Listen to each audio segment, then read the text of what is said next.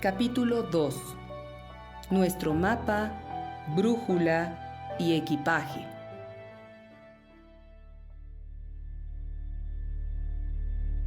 Nadie es tan esclavo como quien se cree libre sin serlo. Johann Goethe. Porque cuando sufrimos por amar, necesitamos aprender a vivir libres. Porque cuando nuestra vida se centra en el otro, necesitamos aprender a vivir libres.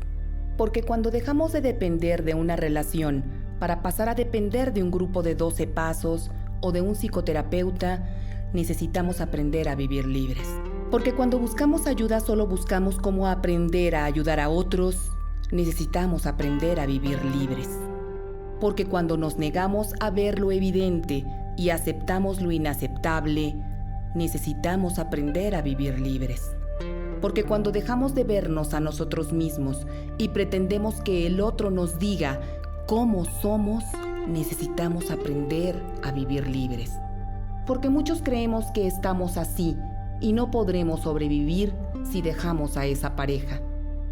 Vivimos creyendo que estamos atrapados y no podremos dejar de estarlo, o al menos no sin perecer en el intento. ¿Pero por qué? Porque necesitamos aprender a vivir de una forma diferente. Necesitamos aprender a vivir libres. Básicamente, debido a que nuestros padres, abuelos y los padres de nuestros abuelos y los padres de nuestros amigos y primos y conocidos o cualquiera de las combinaciones que surjan de esto, no han aprendido a hacerlo y creemos que si no lo hacen es porque no se puede. Porque hemos creído que nuestra forma de relacionarnos con el mundo es la normal, y así es. Pero como digo en mis talleres, cursos y conferencias, lo normal no es lo sano, sino lo que más existe o es más frecuente en una población determinada. Así como lo anormal no es lo enfermo, sino lo que es muy infrecuente en una población determinada. Pero nuevamente nos hemos equivocado, pues esto no es una cuestión de estadística, sino de elecciones. De elecciones, sí, porque nosotros podríamos elegir aprender a relacionarnos de una manera más efectiva con el mundo y no lo hacemos. Este libro es fruto de años de investigación como profesional de la salud mental y emocional, atendiendo a personas que se relacionan mal con ellas mismas y con el mundo.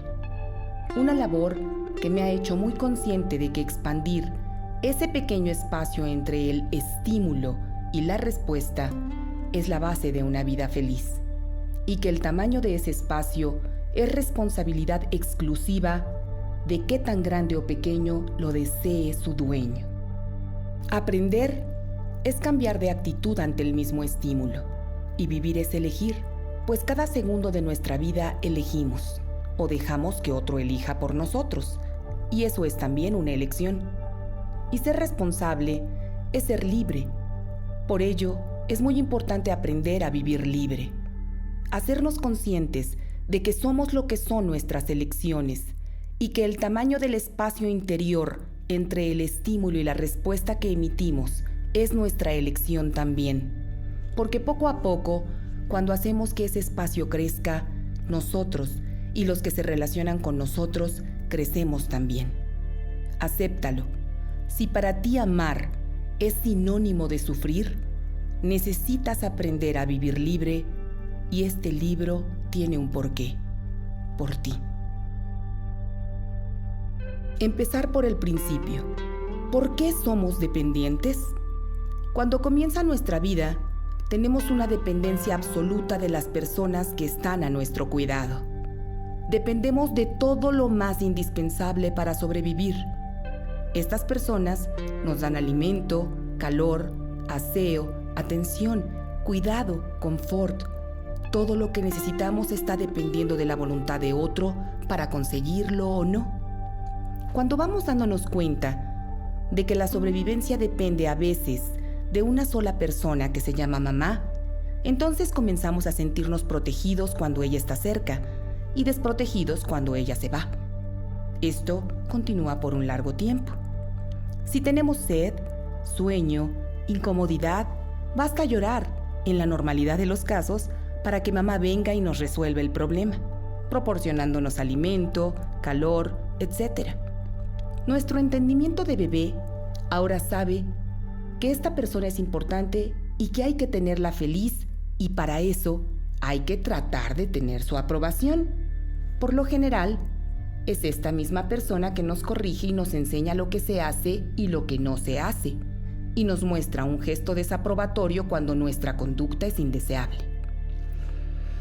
En esta forma vamos aprendiendo, por medio de esa dependencia de sobrevivencia, a tratar de complacer a esa persona y darle gusto en cuanto a sus señales, miradas, gestos, etc.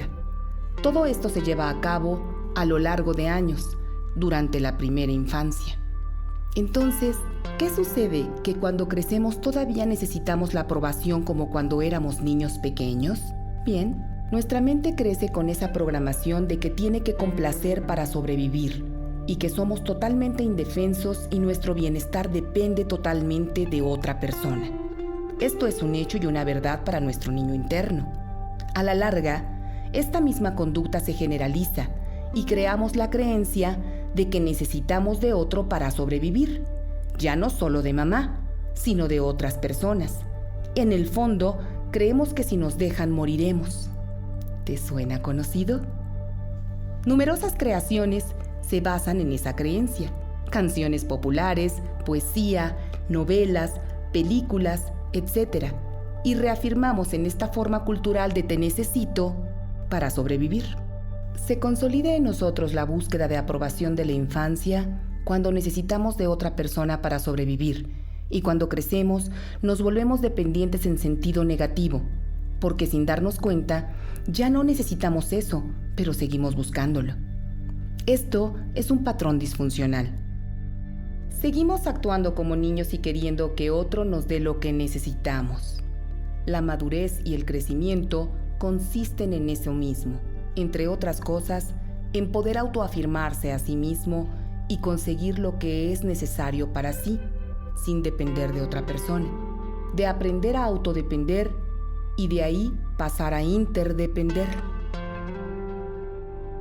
En las relaciones de pareja es común que pidamos al otro que se haga cargo de nuestros deseos y necesidades, a veces enojándonos, controlándolo o manipulándolo para que nos dé lo que queremos, o incluso que nos quiera de la forma en que queremos ser queridos. A fin de crecer es importante que comencemos a tomarnos nuestra responsabilidad por nuestra cuenta y conseguir para nosotros la satisfacción de nuestras necesidades y deseos. El otro tiene responsabilidad de sí mismo, mas no de mí. La función de la pareja, en esta forma, sería de acompañar y compartir. La pareja no se trata de ser dos medias naranjas, sino dos naranjas completas, aportando sus propias características a la relación para crecer en compañía del otro. La relación no será por necesidad, sino por elección constante y renovable de estar con el otro en plena decisión, día a día. Esa es la meta de este libro. Es el destino del viaje: aprender a vivir libre de dependencia, elegir, porque quien depende no elige. ¿Cómo empezar a convertirnos en lo que elegimos ser? Si alguna vez has pensado o sentido que realmente no puedes dejar una relación que te hace sufrir, no te asustes. No eres el único que lo ha pensado. Yo misma lo he sentido también y durante años. Además, he sido testigo de esta escena muchas veces y con diferentes personas. Una tarde entre semana, entre las 16 y las 19 horas, mi asistente me anuncia la llegada de mi próximo paciente. Entran a mi consultorio una madre joven entre 38 y 40 años y su hija adolescente. Unos minutos después de que la madre ha empezado a explicarme el motivo de su visita, la chica rompe en llanto. Te he dicho que no puedo dejarlo, mamá. No puedo, lo amo. A lo que la madre interrumpe levantando el suéter de su hija y dejando visible ante mí un moretón de no pocos centímetros de diámetro en el antebrazo izquierdo de su hija. Dice que no puede dejarlo, y ni yo la golpeo, y dice que lo ama. Y mire usted, la golpea, señalando hacia el hematoma. Entonces, yo volteo comprensivamente mis ojos a la desconcertada mamá y esbozo levemente. Señora, créale, por favor créale, no puede. Y entonces dirijo mi mirada compasiva y empática a esa jovencita y le pregunto, ¿qué es para ti el amor? ¿Qué significa amar para ti? No se escuchó una sola palabra. En mi consultorio reinó un absoluto silencio mientras esa niña estaba en un grave aprieto tratando de contestar algo que parecía tan obvio para ella. Si alguna vez has conocido a una persona que ame como esta jovencita, sería bueno que te preguntaras dos cosas. ¿Qué es para ti el amor? ¿Qué significa amar para ti? Nuestro paradigma del amor. Etimológicamente la palabra paradigma significa para, o sea, junto, y deigma, o sea, modelo, ejemplo o mapa.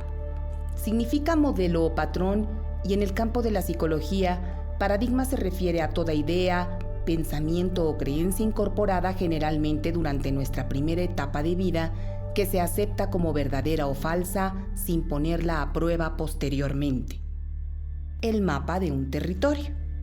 Y aunque el mapa no es el territorio, sí constituye un mapa usado por las personas para representar la realidad que perciben, y sí nos da una representación del mismo, y si el mapa es incorrecto, es muy probable que tú, como la mayoría de los pacientes que acuden a mí buscando ayuda para salir de sus relaciones dependientes, provengas de una familia disfuncional de origen.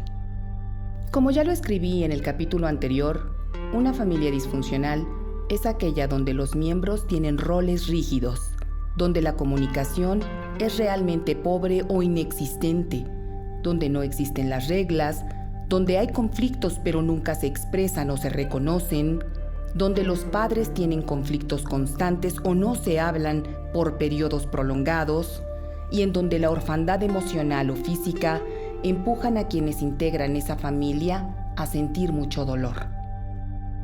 Dentro de ese paradigma, ¿cómo no vincular el amor con la violencia, por lo menos de forma pasiva? Y no es que pensemos o creamos que eso es amor, aunque algunos sí, pero es que no conocemos un paradigma diferente. Después de todo, nuestros padres nos aman, ¿no? Y entre ellos también se aman, ¿no? Y la verdad, a veces, o no se hacen caso o no están juntos. Y nuestra madre se la pasa quejándose de nuestro padre, o de la pareja que tiene, pero nunca cambia de pareja. Y nuestro padre quizá igual. Si somos honestos, debemos reconocer que nos sentimos atraídos por personas que han vivido infancias difíciles y que han sufrido mucho. Y es ahí donde pensamos que somos necesarios. Y especialmente en el caso de los varones que están escuchando esto, si la primera mujer desvalida y sufrida que los necesitó y que los entrenó bien para relacionarse con determinado tipo de mujer fue su propia madre, ¿cómo no buscar lo conocido? Mujeres desvalidas y que necesitan ser protegidas. Porque esos niños, hijos varones de madres dependientes y desvalidas, fueron educados para que los necesiten, pero quizá no para que los amen las mujeres con las que se relacionarán en el futuro. Manuel es un hombre inteligente, un hombre que debe andar entre los 38 y 40 años. Tiene una empresa exitosa y una esposa dominante y controladora. Manuel busca ayuda gracias a que un socio de él y la esposa de este hicieron terapia de pareja conmigo hace un tiempo. En la primera sesión, Manuel reconoce que aunque su esposa es una esposa extraordinaria, se siente muy resentido por las demandas económicas de ella y que la gota que derramó el vaso fue que una mañana de la última semana, ella lo amenazó con un cuchillo en la mano. Él no entiende por qué, si él le ha dado todo a ella y a sus 2 hijos, los chicos son tan fríos con él y su esposa se siente tan dolida. Reconoce que su familia de origen fue disfuncional con una madre dominante y un padre muy ausente emocional y físicamente, pero muy buen proveedor económico que les dio una vida muy cómoda. Cuando le pregunto cómo conoció a su esposa hace casi 18 años, dice que ella era instructora de aeróbics en el gimnasio al que él asistía, que ella era una joven con un padre ausente y una madre que había tenido que trabajar siempre. Le pregunto sobre su vida sexual y me contesta: En ese aspecto no tenemos ningún problema. Siempre hemos estado muy bien en lo sexual. Ella se enoja conmigo, aunque no lo reconozca, porque el hecho de tener a los niños hizo que perdiera su cuerpo. Pero le he dicho que si quiere operarse, pues lo haga. Pero que a mí no me hace falta. La verdad no tengo queja de ella. No sé qué hacer para contentarla. Y le pregunto, ¿por qué crees que es a ti a quien te toca contentarla? Silencio. Extrañeza en su mirada. Y después de unos minutos contesta. Cuando mi mamá se enojaba, mi padre le regalaba cosas, pero ya le he regalado tantas cosas a Tere. Es cierto, las mujeres desarrollamos más comúnmente esta forma de relacionarnos que los hombres, pero solo porque ellos recurrían a las sustancias frecuentemente. Hasta los años 90, las mujeres nos hacíamos adictas a una o muchas relaciones tóxicas en 9 de cada 10 casos, mientras que los hombres en proporción inversa, 1 de cada 10 casos. Los hombres recurrían al trabajo y a las sustancias tóxicas como el alcohol y otras drogas ilegales en 9 de cada 10 casos. Y esto hace 1 década y media apenas. Hoy, la relación de mujeres que recurren a otras adicciones es de 3 de 10. Las mujeres estamos recurriendo cada vez más a las sustancias y los hombres a las relaciones tóxicas. Cada vez es más frecuente el número de mujeres que acuden en busca de ayuda a grupos de 12 pasos como AA, o bien a consultorios psicoterapéuticos, mientras que los varones también buscan cada vez más la ayuda de grupos para dependientes emocionales. Es obvio, tanto ellos como ellas necesitan aprender a vivir libres. Y hago de tu conocimiento que si tú necesitas aprender a vivir libre, este no será un libro fácil de leer para ti. Ahora regresa a la pregunta inicial y contéstate a ti mismo. ¿Cuál es tu paradigma del amor? Mi primer contacto con Erika fue en un taller de inteligencia emocional. Lloraba mucho y decía tener un padre alcohólico que la abandonó a ella, a su mamá y a su hermana hacía muchos años, y hoy tenía una relación con un hombre muy violento, Carlos, quien además era infiel y tenía severos problemas con el alcohol. Erika decía que lo amaba apasionadamente. Había intentado muchas veces a lo largo de 8 años dejarlo, pero siempre regresaba con él después de un tiempo. Ella lo perdonaba y todo empezaba de nuevo, hasta el siguiente engaño o la siguiente golpiza. Ella lo buscaba si él no lo hacía. Se sentía profundamente sola al grado de culparse por todo y reconocerlo ante él, quien la perdonaba y le daba otra oportunidad siempre. Cuando las escenas de nuestra infancia son particularmente dolorosas, traemos con nosotros un patrón o un paradigma de abandono, de dolor y de jurar que a nosotros no nos pasará lo mismo que a nuestros padres. Tendemos desde ese niño o niña que tenemos lastimado tan profundamente dentro de nosotros, nuestro niño interno, a reconstruir nuestras escenas dolorosas de infancia con el sano deseo de modificar el final de cada una. Habituándonos cada vez más al dolor, elevando cada vez más nuestro umbral ante el mismo y disminuyendo cada vez más nuestro ya de suyo muy bajo coeficiente emocional. Pero lea atentamente lo que sigue. Lo siniestro y lo que hace trascender el analizar este tema a fondo para esta mujer, que también tuvo un paradigma equivocado del amor al escribir un libro como el que tienes en tus manos, es que paradigma es modelo, patrón o ejemplo, ¿coincides? ¿Lo recuerdas? Es un mapa. ¿Y si estuvieses en la ciudad de Buenos Aires, te serviría un mapa de la Ciudad de México? Bien, pues quizá en algún momento a tu abuela, a tu bisabuela o a tu madre, a tu bisabuelo o a tu abuelo, les haya servido su paradigma del amor sufrido y dependiente. Un paradigma de mujeres y hombres abnegados y dejados, de víctimas que permitían todo porque el amor es sacrificio y porque quien bien las quería, las maltrataba. Y porque era su cruz. Y como la mayoría de estas mujeres eran ignorantes también en lo académico e intelectual, porque sus padres tuvieron el paradigma erróneo de tú eres mujer, a ti te van a mantener, tu hermano que sí estudie, tú no lo necesitas, con ello las condenaron. En el caso de los varones, creen que ellos hayan sido felices teniendo a sus parejas no por lo que eran, no por lo que ellas los amaban, sino porque los necesitaban. ¿Porque no tenían de otra? ¿A qué hombre inteligente le alimentaría el ego tener a una mujer que está a su lado por lo que obtiene de él y no por lo que él es? Pues quizá a ti, que eres una mujer profesionista o un hombre exitoso en lo laboral, lo que no te funciona no es la relación con los otros, pareja, hijos, compañeros de trabajo y amigos, sino que estás usando el mapa de la Ciudad de México, pero aún no te das cuenta de que estás en Buenos Aires, o al revés. Te das cuenta de que estás en Buenos Aires, pero no te das cuenta de que el mapa que tienes en tus manos es el mapa de la Ciudad de México. Es por ello que la pregunta, ¿cuál es tu paradigma del amor?, tiene tanto sentido, porque quizá hace tiempo te sientes perdido o perdida en un laberinto sin mapa y sin brújula, porque parece que nada tiene sentido. Y es ahí, cuando te parece que nada tiene sentido, cuando te sientes perdido, cuando más necesitas recuperar la brújula y tener el mapa correcto.